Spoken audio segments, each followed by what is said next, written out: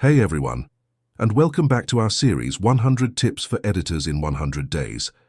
Today we're on tip number 13, and it's a game changer for anyone who edits interviews, podcasts, or any dialogue-heavy content: how to masterfully trim dead air. Now, what is dead air? It's those awkward pauses, the ums and ahs, the moments where someone is thinking, or just a gap between speakers. While some silence is natural and can add dramatic effect, too much of it can make your content feel slow, unprofessional, and can cause your audience to lose interest and click away.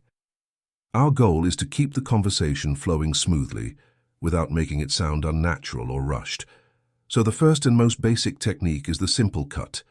You find a pause, you slice it out. On your timeline, you'll see the audio waveform flatline. That's your dead air. You can use your blade tool, make a cut at the beginning of the pause, another at the end, select that silent clip, and just hit delete. Then, you ripple delete or drag the following clip over to close the gap. It's effective, but it can sometimes create a jarring jump cut, both visually and audibly. This brings us to a more advanced technique: the L cut and the J cut. These are your secret weapons for seamless edits. An L cut is when the audio from the first clip continues to play under the video of the second clip. Imagine someone finishes a sentence, and as their last few words are heard, the camera cuts to the other person's reaction. This feels incredibly natural. A J cut is the opposite. The audio from the incoming clip starts before we cut to the video of that person speaking.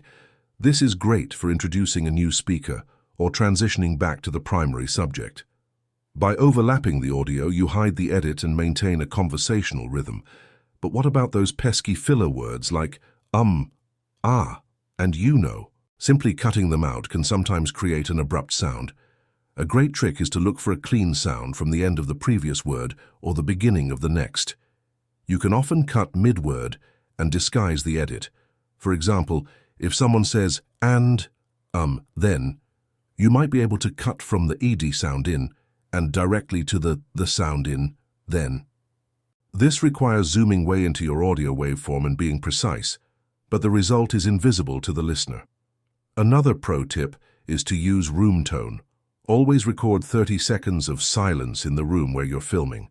This isn't true silence, it's the ambient sound of the space. When you cut out a pause, you can fill that tiny gap with a snippet of room tone. This prevents the background noise from suddenly dropping to zero, which can be very noticeable, especially for listeners with headphones. You just layer it underneath your main audio track and use it to patch up any holes. It smooths everything out beautifully.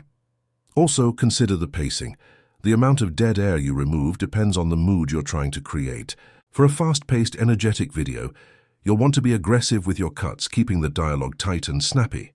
For a more thoughtful, serious interview, leaving in some of the natural pauses can give the speaker his words more weight and allow the audience time to reflect. It's not about eliminating all silence, but controlling it to serve your story.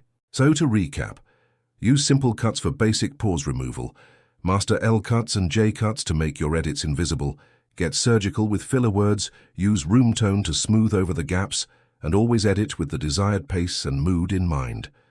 Practice these techniques, and you'll transform your dialogue edits from choppy and awkward to smooth and professional. That's it for tip number 13. I hope this helps you clean up your conversations and keep your audience hooked. If you found this useful, please hit that like button and be sure to subscribe and turn on notifications so you do not miss the other 87 tips we have coming your way. Thanks for watching, and I'll see you in the next video.